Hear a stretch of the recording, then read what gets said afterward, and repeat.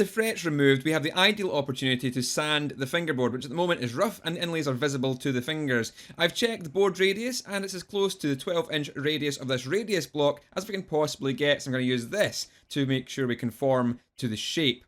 I'm only using fine sandpaper, between 300 and 400 grit, so I'm not looking to reshape the fingerboard, just take off the high spots.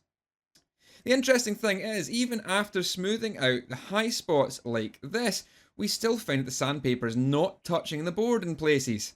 And we can see why here.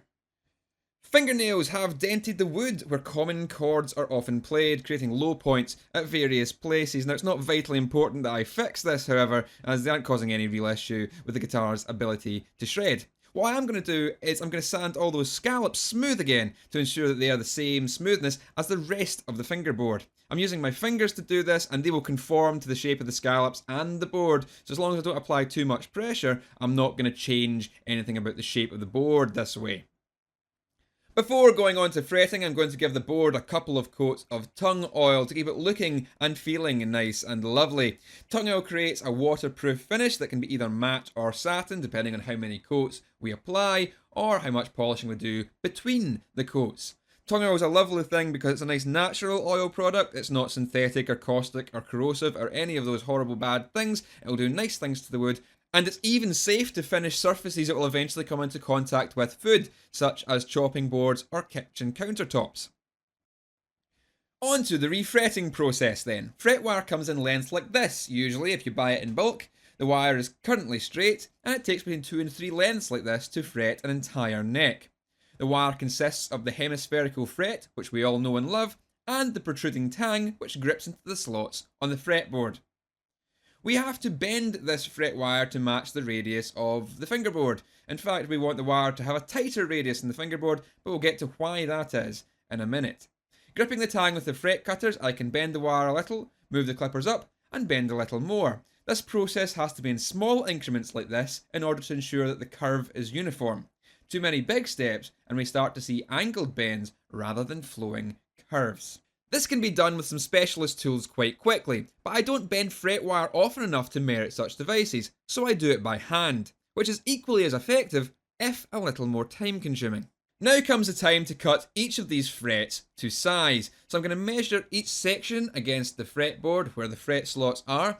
I'm going to cut them, and then I'm going to stick each of the size frets in this labelled fret holder. It's just a block of wood with 24 holes drilled in it.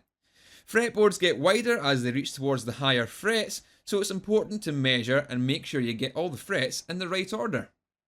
An extra complication with this neck is that there's binding running down either side. Our fret wire's tang would try to cut through this if it were to be installed as it is right now, so what we need to do is clip back the tang on either side of the new fret, file the remainder of it flush with the fret bottom, and only then is it ready to install. As we can see, the new fret is at a steeper radius than the board, and that's important to help them seat in correctly. The method I use here is to hammer in one end, then the other, and then to walk the hammer across the centre of the fret. This will ensure that the fret finds its home along the radius of the board without lifting at either end.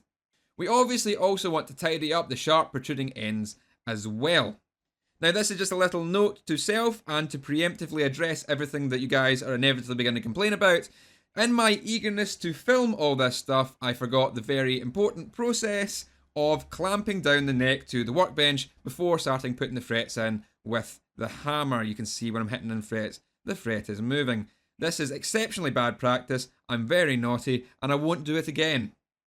Now, while I'm sure you'd love to see 24 frets being clipped, filed and hammered home, it's probably more interesting to watch some pickups being made while all of this is going on.